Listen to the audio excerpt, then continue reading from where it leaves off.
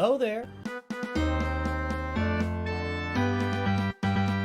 Greetings and hello there, everyone, my Star Wars children far and wide. It is I, your favorite paternal figure from a galaxy far, far away. Yes, that's right. I'm the dad who leaves home to buy the blue milk, and I return. I return with the blue milk and lots of useful advice. In this case, I got useful advice on ships. People have been asking me for a farming guide on capital ships and ships. I don't think a farming guide really fits, but a guide. We can talk about these ships, where you use them, how they're useful, etc., etc. So let's just start at the very bottom. And any conversation about ships, we'll start with the capital ship, right? We have two Galactic Republic capital ships. We got two Rebel capital ships, two Empire, one Resistance, well, three Empire actually. Sorry about that, and one Separatist capital ship. Oh, one First Order as well. So how do these ships work? When do you get them? How do you get them? What kind of fleets do you use them with? What can they be useful for? That's what we're going to talk about right now. Let's start right now with the Endurance, the home one, and the Executrix. These are the base ships you get in the game. You unlock them in early levels as you go through. You get them up to level of 5 stars. Then from there, you just get them every month. In the event, you get 15 shards a month till you get them up to 7 stars. The Endurance home one exec. Now, Endurance is your Galactic Republic fleet, replaced later by the Negotiator as the game went on. When the Endurance first came out, it was kind of a timeout fleet. It adds all this protection up. This is where when Mace Windu gets to his ultimate ability, or whatever you want to call this, everybody gets 150% protection up, which when it first came out was pretty staunch and really caused a lot of problems. You would really time out against this fleet. Over time, this has faded. It can be a useful fleet very early on for you, but it fades very quickly. So and leads to the Negotiator instead of the Endurance. Also a timeout fleet. Don't get me started. But yeah, there's the Endurance. I wouldn't recommend farming this one up. You can do it. I just, Mace Windu really comes into play more when you go for Jedi Master Kenobi, and more of a late game thing. And even then, I just don't think the Endurance is ever there for farming, because when we look at Galactic Republic ships, let's add them up. Each capital ship can have 7 ships with it. Well, guess how many Galactic Republic ships we got? 1, 2, 3, 4, 5, 6, 7, 8. We have 8 Galactic Republic ships. When people don't have Executor, we've also been known to see the Houndstooth in this fleet. So that would make 9. We'll make that 9 ships. That's not enough to field 2 fleets of Galactic Republic ships. I wonder if that'll be changing as we go forward. It seems like they're really focusing on capital ships a lot. I think we're gonna get a lot more ships and maybe make all of these things have full fleets as time goes on. But right now, I don't recommend farming the Endurance. The home one can be an effective ship, especially early in the game. If you want to farm, if you want to look for Rebel ships right now, and I think there's more Rebel ships than Galactic. Yeah, we got 8, 9, 10. Oh, there's 10 Rebel ships. How about them apples? So what I have heard, and this is from the Gerbil. So the Gerbil has pointed out that if you farm Raven's Claw early, so Raven's Claw, Kyle Katarn, it can make home one into a fleet that can beat just about anybody early game. And I don't know if it can beat like the Executrix or the Executor and stuff, but it can beat the Executrix. It can beat Chimera fleets early on. It can beat a lot of early fleets. So that Ravens, and go look at the Gerbil's channel. I don't know what the video is, but go look it up. So, but otherwise, the traditional fleet for home one has always been the starting fleet anyway. Biston, the Millennium Falcon, which means you need to farm bounty hunters too, and Biggs TIE Fighter with the reinforcements of Rebel Y-Wing, Cassian's U-Wing, and then the Ghost and Phantom. My experience from using this back in the day was that I never really got to Ghost and Phantom because Cassian and Rebel Y-Wing were so good. But I've heard they work really well now with the Profundity, but that's something we'll get to later. Is the home one an effective capital ship for early game? Yeah, it is. It can work with multiple different fleets. It can work with, it's got its AoE ability. It's really an offensive ship more than a defensive ship, but it's got its AoE that it pops out there. It can be a stall ship with some extra protection that goes around when the Millennium Falcon's out there, but it can be effective, but I lean toward the Executrix as the best early game fleet, and the reason is because you need it for level 78. I've said this a million times. You need it to start getting your first Zeta mats at level 78 in the Ship Ability Materials Challenge. You have to have the Executrix. It's required in that situation to use for that fleet challenge. So I like the Executrix. If we look at the Empire ships, how many of them are there? 1, 2, 3, 4, 5, 6, 7, 8, 9. There's 9 Empire ships. Is the Scythe also, it's not going to be a Sith ship, is it? No, it's not. So there's 9 Empire ships to go with 2 fleets. So here we are again. We're going to see this repeatedly, right? Now, Executor really is more of a bounty hunter gauge ship. So the bounty hunters go with the Executor. All the Empire ships go with these, Executrix and Chimera. So you've got plenty of ships to go along with it. I've seen a lot of really interesting and creative uses of the Executrix in early game. Obviously, when you farm your Geos, the lowest hanging fruit and earliest ship fleet you can farm is the Geonosians, which their characters are good to have as well, that you put out there for, you can put their characters out there. You level up the Geos. You level up the Geos to go with your, to get you into a Geo territory battle guild. A little struggle there. I was trying to put the like and subscribe up, but I was losing my train of thought at the same time. So, yeah, the Executrix goes early with those Geo ships. Eventually, you go with the Empire ships with, like, TIE Bomber. You'll use it with TIE Bomber. Where's my Empire? Empire here. You know, all these ships. TIE Bomber, Emperor Shuttle, TIE Defender, Imperial Gauntlet. They all go with it. The TIE Interceptor, etc., the Scythe. There's a trade-off there as we get... I'm going to talk about that. I'm going to talk about the trade-offs with these capital ships in a minute. But then, once you... Then you move the Geos over to the Malevolence eventually. But I've seen early, really creative fleets where people that are going for Executor will use the Executrix before they get the Executor. They'll use the Executrix, and they'll put all their bounty hunter ships in with it. They'll put their Houndstooth, their Cad Bane, Xanadu Blood, the Razor Crest, etc. in with the Executrix, and they perform pretty well with that. They do a really good job. It's not built for those ships, but that could be a very effective early fleet. So for all those reasons, I really prefer the Executrix, and I really believe it's the required ship that you have to have early in the game at 5 stars to make sure you're getting Zeta Mats as soon as you hit level 78. Now, before we get into the multiple ships, let's get into the First Order and the Resistance. The Raddus has really been relegated to I don't know what you'd call it, just the back end of the fleets. It's really just kind of the... At first, when it came out initially with Rey, Galactic Legend Rey, so there were some people using it in defense with some success in Grand Arena, but all the ships that have been used with it, I mean, we look at the Resistance ships, I think there's 3? How many? Maybe there's 4. There's 4 now because we have the tank, right? So, yeah. No, there's 3. There's 3. No, 1, 2, 3, 4. 4 Resistance ships. So, that's not enough to build a fleet. It's not a very effective fleet. It is fun if you can pull off the Raddus. The Raddus was the first ship to eliminate the other capital ship. If you can pull off that ability, you're going to have some fun. That's a really good ability to try to get loaded. That's the challenge of the battle with the Raddus, is trying to load up get rid of all the cooldowns so that you can sacrifice the Raddus to destroy the enemy capital ship, like Holdo did. The Holdo maneuver. There it is right there that she did in Last Jedi. Comments aside, so you have cooldowns to get that better, to get to it quicker. That's kind of fun to do. Its cooldown is reduced by 1 each time a Resistance ally with the Foresight uses a special ability. You spread a bunch of Foresight around the team. You try to get to that. It is fun. Unfortunately, it just sits in the background now. Most people aren't farming Rey anymore either, so it just kind of falls to the backside of everything for most players at this point. And even when you have it, it's not a very exciting ship. And it really needs Houndstooth, which Houndstooth, if you've got Raddus, you're probably gonna have Negotiator, where Houndstooth really fits perfectly. Executor fits even more perfectly. So there you go. Finalizer. Now, Finalizer was kind of relegated to that same status for a while. It was a ship that would work well against Home 1. It's not a good defensive ship at all, and it still is not a good defensive ship. But, and you see there's only 5 ships here. When the TIE Echelon was launched, at the same time as the Resistance Bomber. And when the TIE Echelon came out, we didn't know at the time, because the Executor wasn't out either. I don't think so. Somebody correct me if I'm wrong.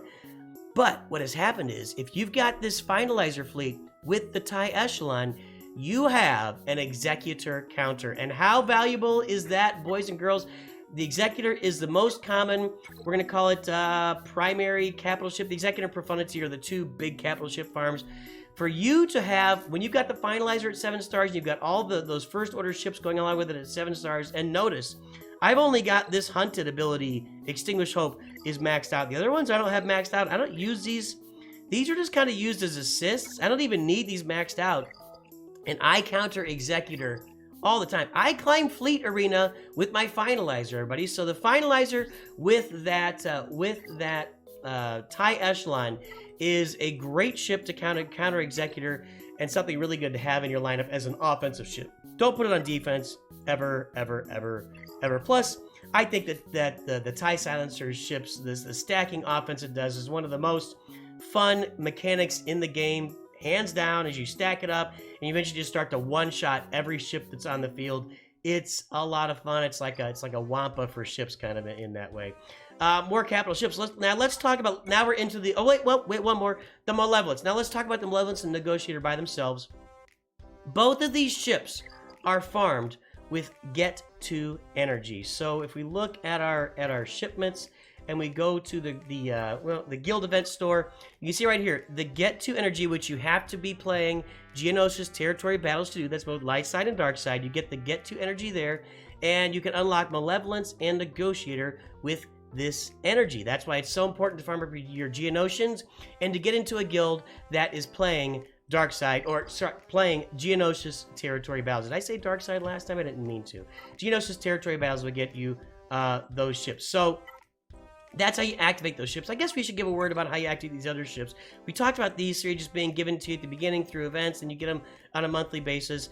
All these ships, except for Malevolence and Negotiator, have a monthly event that you play to unlock more shards for the ship. Chimera doesn't. Chimera is just a full event to get it at 7 stars. So everything is, and Chimera is an event. It's a full-on event, 7 stars, right? I haven't had the Chimera in a long time. Anyway, Finalizer and Radis and Chimera are events that you play. Well, and Executor and Profundity. Those are all ships you unlock through events. You have to get certain ships for them. You can look for the Executor. I can't get it right. For the Chimera, for the Executor, and for the Profundity, you can look right here in the Journey event guide and find those ships. First Order, you're not gonna find that, and you actually have to do some look up. If you Google Finalizer requirements or Finalizer journey, you'll find lots of content on that there. I'll pop up my my Finalizer journey that I take every time I did that. It'll show you the requirements for that. Basically, the requirements are the bounty hunter ships for Finalizer and similar requirements for the Radis. Just go look those up. I'm not going to get deep into that. You can look it up. It's very easy to look up if you're going for those ships. Yeah. Somebody yelled. I'm getting used to being yelled at in the comments, everybody. Somebody telling me, well, you should have done. The comments are really funny. You should have done this. You're a loser. Fail. And it's like, all right, man. Go make your own video. Have fun with it. All right, so what are we talking? So Malevolence and Negotiator. That's how they're farmed, just through get to currency. Now there's some debate between which one should you farm first. If you're doing Executrix and you've already farmed the Geo ships, and you're the other Separatist ships besides the Geo ships, there's only 5 Separatist ships. Are we seeing a theme here? Are we seeing the fact that they haven't really developed full fleets for almost any of these capital ships? It's really amazing at this point in the game. It does seem like they're working towards doing that, towards really developing and building out fleets, but man, pretty disappointing. At this point in the game, we have just lackluster or not full fleets for all these ships. So here are the ships for this. So you can farm these 2 ships as 2 of your farms at the beginning of the game. They're unmanned ships, so they're pretty easy to get up. This is probably the easiest fleet to farm for an end game ship. The Malevolence, not only does it counter Negotiator, it can also counter the Executor. It's not a perfect counter, but it can do it, especially if you have the TIE Fighter there to give you a little bit more turn meter on the Malevolence. And it can counter the Profundity. So the Malevolence is really...